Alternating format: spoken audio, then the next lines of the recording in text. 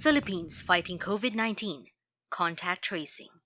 COVID-19 is an infectious disease caused by a new strain of coronavirus called SARS-CoV-2. It is spread primarily by direct contact between people through droplets produced by coughing, sneezing, or talking. These droplets containing the virus can also land on objects and surfaces around the person, such as tables, doorknobs, handrails, and cell phones. People can become infected by touching these objects or surfaces, then touching their eyes, nose, or mouth. This instructional video will discuss on the following. What is contact tracing? What are the goals of contact tracing? Who are the key players in contact tracing? What are the steps in contact tracing? One of the most important public health interventions to prevent the spread of COVID-19 is contact tracing. Contact tracing is the process of identifying, assessing, monitoring, and managing people who have been exposed to a disease to prevent onward transmission.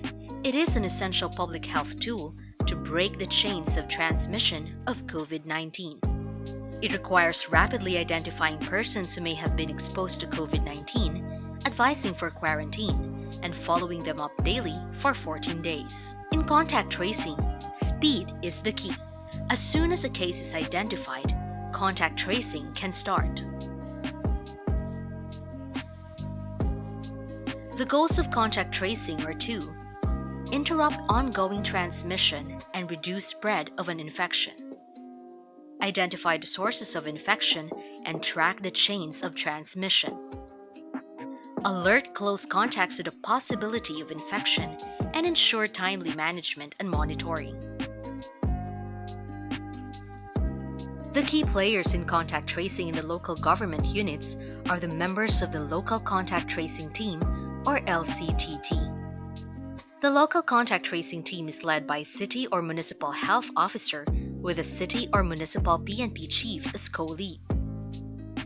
The members of the team are the following: City or Municipal Philippine National Police, physicians, nurses, midwives, and/or sanitary inspectors from the City or Municipal Health Office, local population officers, workers and volunteers from the City or Municipal Population Office, Bureau of Fire Protection, City or Municipal Disaster Risk Reduction and Management Office, and Barangay Health Emergency Response Team.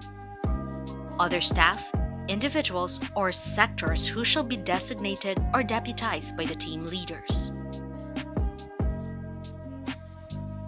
Contact tracing involves 3 steps. Number 1, identify and list close contacts. Number 2, inform and profile close contacts and manage amplifying events. Number 3, manage and monitor close contacts. Step 1, identify and list close contacts. Upon identification of cases as suspect, probable, or confirmed in the disease reporting units, such as hospitals or community centers, close contacts are rapidly identified. Close contacts can be anyone who has been exposed to an infected person, family members, work colleagues, friends, healthcare providers, or the community. A close contact is defined as anyone with the following exposures to a COVID-19 case: from 2 days before onset of symptoms or date of specimen collection until the time the case has been assessed and tagged as clinically recovered. Being within 1 meter of a COVID-19 case for more than 15 minutes. Direct physical contact with a COVID-19 case. Providing direct care for patients with COVID-19 disease without using proper personal protective equipment or PPE. Staying in the same close environment as a COVID-19 case, including sharing a workplace, classroom, or household, or being at the same gathering for any amount of time. Traveling in close proximity with, that is, within 1 meter separation from, a COVID-19 case in any kind of conveyance. Exposures that occur in 3 C's: closed space with poor ventilation, crowded places with many people nearby, and closed contact settings such as close-range conversations. Other definitions as indicated by local risk assessments. A list of close contacts is generated using the Close Contacts Line List form, and this is forwarded to the local contact tracing team, or LCTT. Step 2. Inform and profile close contacts and manage amplifying events. All persons considered to have close contact with suspect, probable, and confirmed cases should be located and informed about the process and rationale for contact tracing and information on quarantine, where they will be quarantined and how they will be cared for, what symptoms to look out for during the monitoring period, what to do if they become unwell, and any other query or concern raised by the close contact. Close contact profile form is accomplished for each close contact. The areas, settings, and events where the suspect, probable, and confirmed cases attended or visited in the last 14 days are listed. Exposure to these events are recorded to help in identifying potential sources of infection. The LESU shall investigate high-risk places, settings, or events where outbreaks or clustering may have occurred or amplified.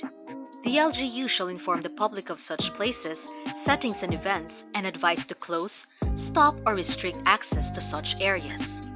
Individuals who attended these places and events are advised to self-monitor and report if they develop signs and symptoms of COVID-19. Step 3. Manage and monitor close contacts. All close contacts shall be immediately assessed and immediately placed under facility-based quarantine or isolation depending on presence and severity of symptoms, and must finish the 14-day period even if the results are negative. Close contacts without symptoms should be immediately quarantined and monitored within 14 days for symptoms, ideally in community quarantine centers. Close contact with symptoms will be immediately isolated, assessed, and referred for testing as needed. Their condition should be monitored daily for 14 days using the contact tracing signs and symptoms log form and managed as needed. All close contacts information shall be submitted by the LCTT to the local ESUs to be consolidated and uploaded to DOH-EB COVID Kaya information system. Data collected will be analyzed and utilized for decision making.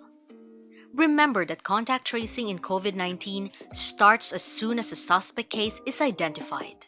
Laboratory confirmation should not delay the initiation of contact tracing. Speed is the key. Contact tracing is an important public health intervention to stop transmission of COVID-19. Collaboration of different agencies and cooperation of the community are needed for it to be successful. Let's stop COVID-19 transmission now. Detect, report, monitor, isolate, treat. It is our most urgent action today.